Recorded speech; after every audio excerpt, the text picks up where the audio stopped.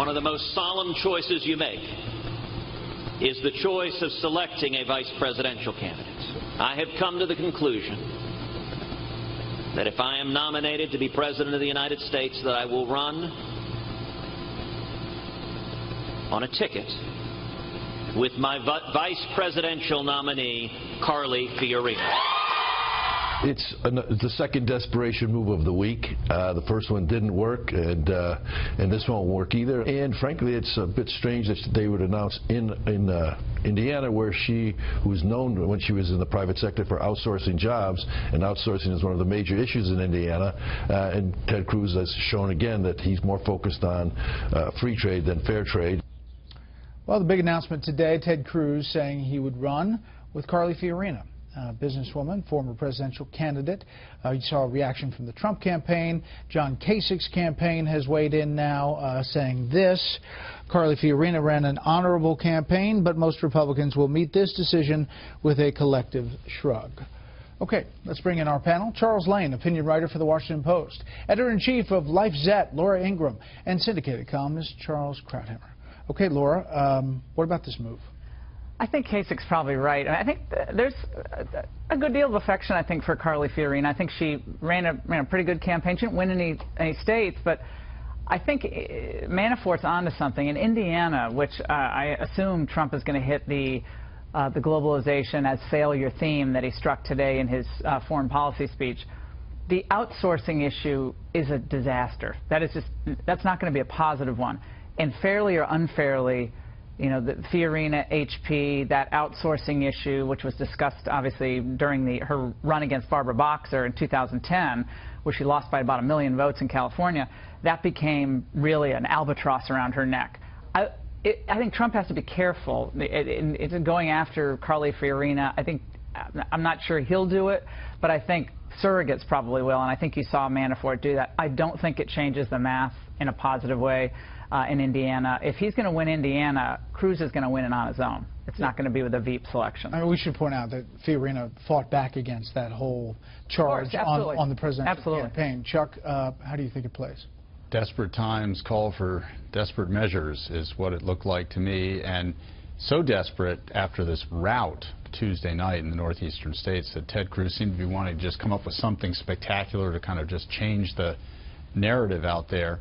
I suppose that if Carly Fiorina brings anything positive, maybe it's a little help in California. That's her home state. She ran a pretty good Senate race against Barbara Boxer as a Republican, though she lost. And perhaps Ted Cruz is thinking she can help him out there. But for the most part, I think this just looks like what it is somebody who is way behind in the delegate count, and his window is rapidly closing, trying to, you know, throw a Hail Mary. You mentioned the sweep last night. Donald Trump, as you look at the map here of these states, did put up some amazing numbers in the Republican primaries. I mean, take a look at this: 60% in Delaware, Maryland, Rhode Island, 63%. Pennsylvania, he won every congressional district. Cruz people and others say that all of these are blue states in the general election. But as you look towards Indiana, which is coming up next week, the Real Clear Politics average of polls has it now with Trump up about 6 points over Cruz, and Kasich essentially not campaigning there. Charles. Well, just on the Carly issue, I think it had only one purpose, which was news cycle management. He wanted to do something to slightly obliterate the power of last night's election. And it worked in the sense that we just led the panel with his decision, but it won't do anything beyond that. There's a hail Carly, and it really isn't going to do much. The Trump success yesterday is this night. He won every county in all 5 states. That's a sweep, and it is clear that everything now hinges on Indiana. I mean, even if Trump were to lose it, it's extremely hard to see how he's not nominated. But if he wins, I think that it'll be definitively over for Cruz. And I would add we'd be able to close the candidate casino, which would save me a lot of money, so I'm hoping we'll do that. Well, it still has general election possibilities. Well, yes, that's true. Has general election possibilities. I want to talk about these unfavorables because clearly Carly Fiorina is going to go after Trump on the women issue. As you take a look at the USA Today Suffolk poll, on fave, unfave for women, for example, 24-66. This is Donald Trump. And then you see Hispanics and among blacks in this particular poll, and it matches other polls as well. Laura. I think Carly Fiorina ought to think a little bit further down the line than just maybe the next week or so, because it would be a shame, given I think her positive influence in the campaign, if it turned out that Carly was featured in a lot of Hillary ads in the fall. And I would imagine the Hillary Clinton campaign is cutting and marking the time cues on these various appearances.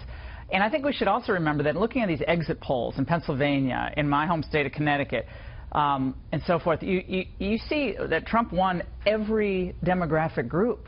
Every one. He won women, he won college-educated, the high school-educated, he won, I believe, every age group as well. So does he have work to do with women? I think so, yes, without a doubt. But I just think it's, I mean, I said this the other night, that at some point we have to have a come-to-Jesus moment here. I understand Ted Cruz wants to be president, and I think he's done an amazing job so far. But do you really want to give the fodder to the Democrats going into a critical election cycle? And I think it would be a shame, really, if that turned out to be one of the favorite commercials for the Clinton campaign. You know, the pushback, we did the whole delegate map, and all kinds of reactions saying, you know, we're making assumptions on these states. These are actually the projections, and they're pretty optimistic when it comes to Donald Trump, but he still gets over the hump pretty significantly before the end. Yes, and there's another factor here, which is there's some polling data that show Republican voters don't want him denied the nomination if he comes very close, right? If he's up at, I guess the target is 1237. If he's up at 1200 as of the eve of the convention, it's going to be a tough lift politically to deny it to him at that point. And I think that's what influences me the most in thinking about this, is that he is now so close to being that close that he is, you know, in his own words, he is the presumptive nominee. But, you know, it is such a radical thing to have him as the nominee that I think Ted Cruz and the others simply can't get their minds around it, and they're going to fight to the last ditch. And in fairness, I don't see why they shouldn't, as long as they've got the money. But I think the other factor here is the psychological effect of the win in New York and the win in these states, where he's essentially over 60%.